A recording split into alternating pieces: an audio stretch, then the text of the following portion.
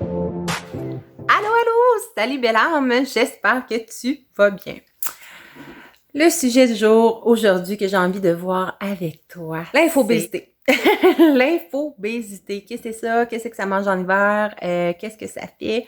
En fait, l'infobésité, que tu sois travailleur autonome, que tu sois dans le marketing de réseau, MLM, whatever quoi, ou même juste en tant qu'être humain, on se fait souvent dire, on adopte en fait la croyance que, et je fais partie de ces personnes-là, qui a adopté la croyance à un moment donné que le développement personnel, la pensée positive, que c'était réellement important de s'en nourrir tous les jours. Par contre, on t'explique pas que ça a besoin d'être c'est pas obligé d'être. Il y a toujours la surconsommation. Fait que tu peux faire un overdose de croissance personnelle, si on peut dire.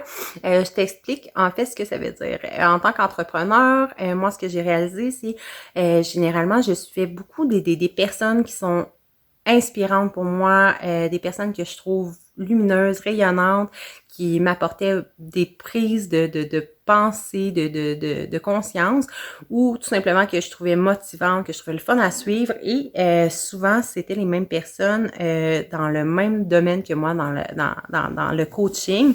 J'avais tendance à c'était rendu, en fait, que j'écoutais autant des podcasts que je m'abonnais à tout, hein, tout.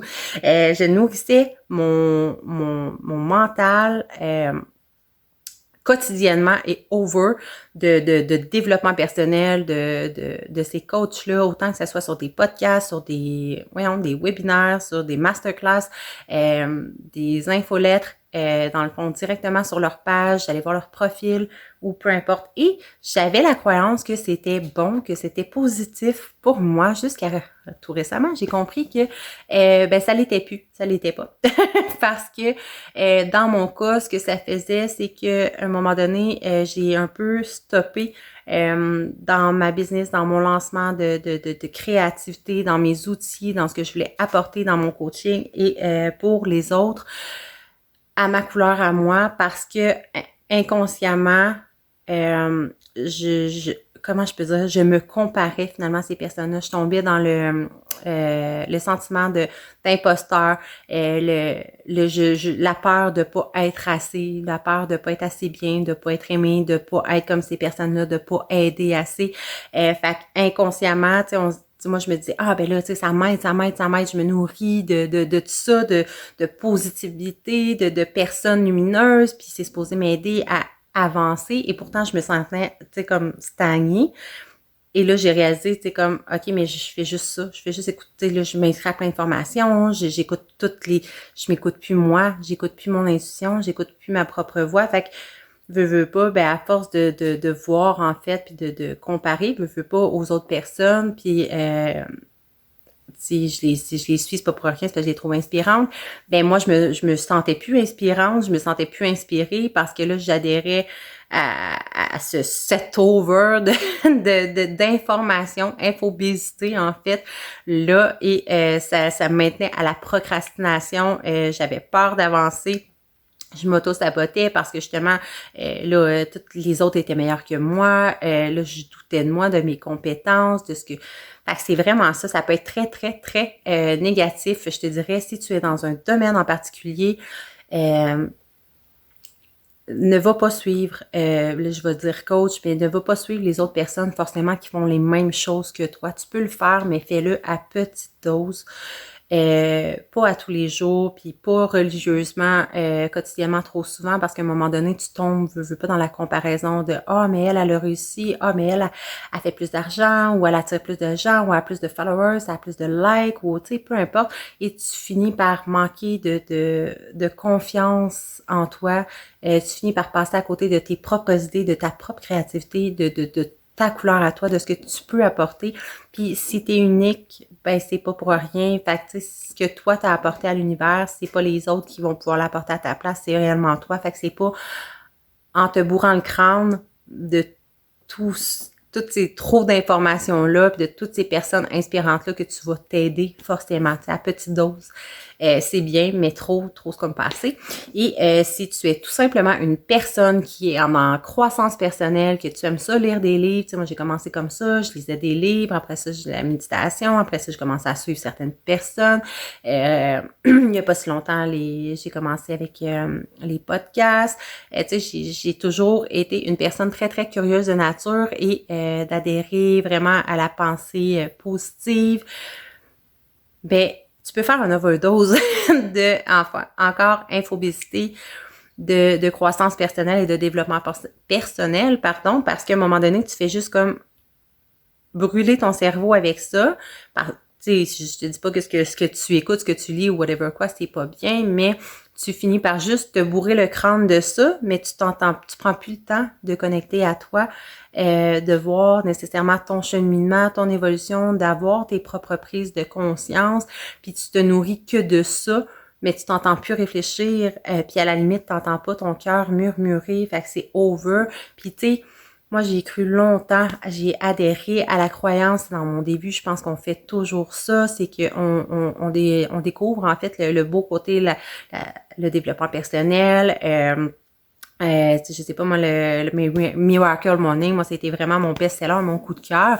J'ai adhéré à ça. Après ça, je me suis mis à manger, à dévorer des livres. Après ça, ça a été de plus en plus et de plus en plus de contenu, de plus en plus de choses variées, de plus en plus de choses. Mais à un moment donné, c'est juste comme prends le temps de te poser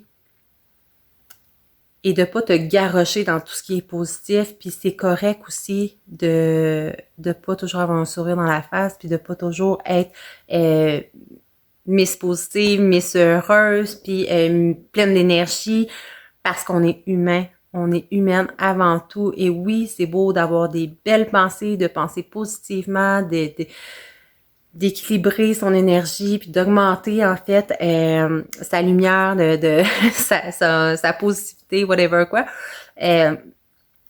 Mais à un moment donné, c'est qu'on finit par se taper sur la tête parce que je te donne mon expérience à moi, mais c'est que, tu sais, pour moi, la pensée positive, c'était rendu tellement important que si j'avais pas nécessairement des belles pensées une telle journée, ben là, je me piochais sur la tête, j'étais comme non, tu sais, pense à quelque chose de positif, mais c'est correct.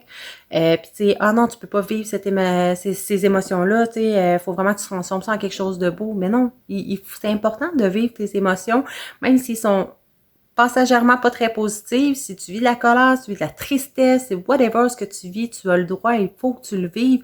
Et après ça, transforme-le en quelque chose de beau puis en quelque chose de positif.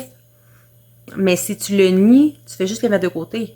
Puis à un moment donné, la vie devient lourde, puis tu te rends compte que tu peux pas toujours être heureuse, tu peux pas toujours être pleine d'énergie, tu peux pas toujours être à ton maximum, puis ça fait pas de toi une mauvaise personne, ça fait pas de toi une personne qui a pas compris la croissance personnelle nécessairement, mais c'est juste que tu dois te permettre.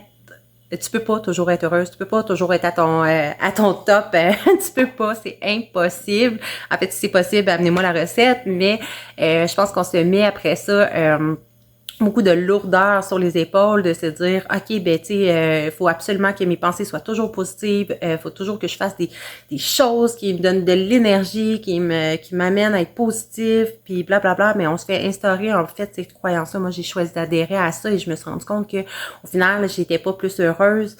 Tu sais, oui, au début, ça m'aidait énormément, mais à un moment donné, j'étais comme, ben là, je suis un imposteur, je suis pas toujours positive, des fois, j'ai des émotions, puis tu sais, je peux être maintenue là-dedans pendant une journée, puis après ça, tu sais, je transforme ça en positif, mais le temps que je l'ai vécu, j'ai broyé peut-être du noir ou quoi que ce soit, mais c'est correct, ça fait partie de la vie, on est des êtres humains, on a des émotions, puis c'est ça qui fait que on a besoin d'avoir des contrastes, qu'on peut pas toujours être dans le positif, la polarité, tu sais, c'est pour voir le beau, faut être capable de voir le laid.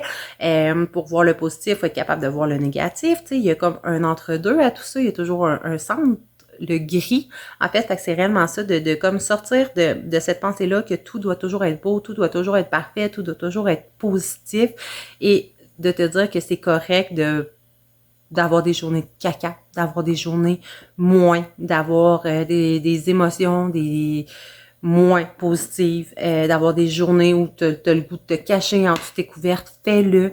Mais après ça, Passe pas ta vie à faire ça. Relève-toi, puis là, transforme, apprends de ces émotions-là, de ces expériences-là qui t'amènent plus ou moins moins de positif, mais transforme-les en propulseurs justement pour avancer puis transformer encore plus ta vie positivement. Je pense que c'est réellement ça la leçon à retenir.